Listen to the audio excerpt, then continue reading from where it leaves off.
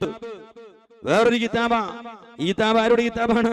ഹിജ്റ 576 വഫാത്തായ ഹാഫിൾ അഥവാ ലക്ഷക്കണക്കിന് ഹദീസ് മനപ്പാടമുള്ള അബൂ ത്വാഹിർ അഹ്മദ് ഇബ്നു മുഹമ്മദ് സീലഫി റളിയല്ലാഹു അൻഹു അദ്ദേഹത്തിന്റെ മുഅ്ജമുസ് സഫർ എന്ന പേരുള്ള കിതാബ്. ഏകദേശം 900 വർഷങ്ങൾക്ക് മുമ്പ് ജീവിച്ച ഹദീസ് പണ്ഡിതനാണ്. അദ്ദേഹത്തിന്റെ കിതാബിൽ ഒരു ചരിത്രം ഞാൻ കേൾപ്പിക്കാം.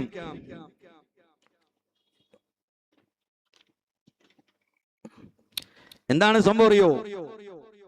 അതിലൊരു സംഭവം കാണാം. ബഹുമാനപ്പെട്ട അബുൽ ഫളൽ അബ്ദുല്ലാഹി ഇബ്നുൽ ഹുസൈൻ ഇബ്നു ബിശ്രി അൽ ജൗഹരി എന്ന മഹാന്റെ ഒരു സംഭവം.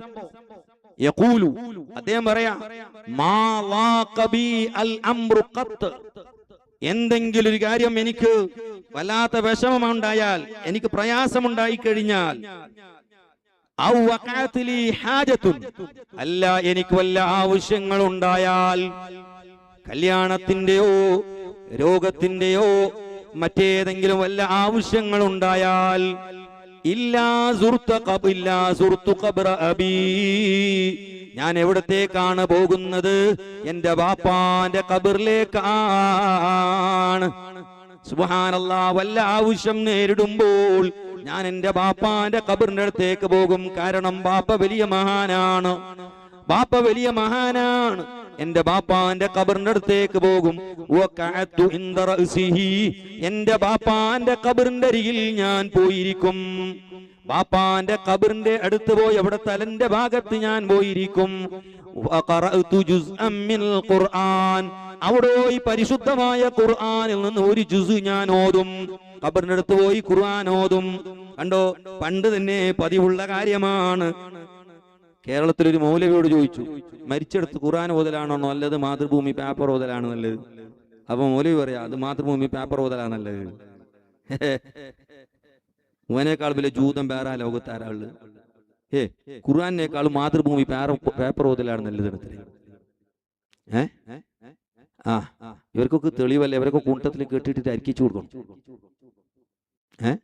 തെളിവ് കുണ്ടത്തിൽ കെട്ടിയിട്ട് അരിക്കച്ചു കൊടുക്കണം ഈ സാധനത്തിൽ. മനസ്സിലായില്ലേ? മഹാനവറുകൾ പറയാണ്, ഞാൻ വിശുദ്ധ ഖുർആനിൽ നിന്ന് ഒരു ജുസ് ഖുർആൻ പാരായണം ചെയ്യും. എന്റെ എല്ലാ ആവശ്യങ്ങളോടെ പോയി പറയും. ഏതുപോലെ പറയും അറിയോ? കേട്ടോ, ഏതുപോലെ പറയും? ജീവിച്ചിരിക്കുന്ന ആളുകളോട് പറയുന്നത് പോലെ, ജീവിച്ചിരിക്കുന്ന മനുഷ്യന്മാരോട് പറയുന്നത് പോലെ മരിച്ചുപോയ എന്റെ ബാപ്പാനോട് ഞാൻ പറയും, ബാപ്പാ എനിക്കത് വേണം, ബാപ്പാ എനിക്കത് വേണം, ബാപ്പാ എനിക്ക് ഇന്നത് പൂർത്തിയാകണം എന്ന് പറയുന്നത് ബാപ്പാന്റെ ഖബറിന്റെ അടുത്ത് നിന്ന്, അവിടുത്തെ തലന്റെ അടുക്കൽ നിന്നിട്ടാണ്. എന്നിട്ട് പറയുന്നു,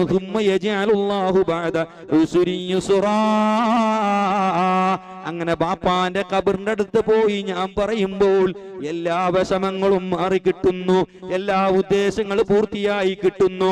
ഇത് ഒരു വട്ടമല്ല, ജീവിതത്തിൽ ഒരിക്കൽ ചെയ്തതല്ല. എനിക്ക് എന്ത് ആവശ്യമുണ്ടായാലും ബാപ്പാന്റെ ഖബറിന്റെ അടുത്ത് പോയി ഞാൻ പറയും കേട്ടോ.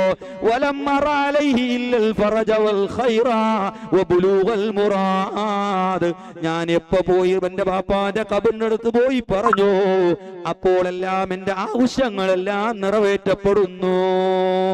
കണ്ടോ, ഇതാരാ ചെയ്തത്? ജൂതന്മാരാ. മഹാന്മാരവരെ കിതാബിലാ രേഖപ്പെടുത്തുന്നത്. ഹാഫിളായി ലോകത്ത് അറിയപ്പെടുന്ന, ഹാഫിൾ എന്ന് പറഞ്ഞാൽ ചുരുങ്ങിയത് 1,00,000 ഹദീസ് മനപ്പാഠമാണോ അവർക്ക് ആ ഹാഫിൾ എന്നറിയാം. അല്ലാതെ ഖുർആൻ കാണാൻ പഠിച്ചവർക്കല്ല ഈ ഹാഫിൾ എന്ന് പറയുന്നത്. 1,00,000 ഹദീസ് മനപ്പാഠമുള്ള പണ്ഡിതന്മാർക്കാണ് ചുരുങ്ങിയത്.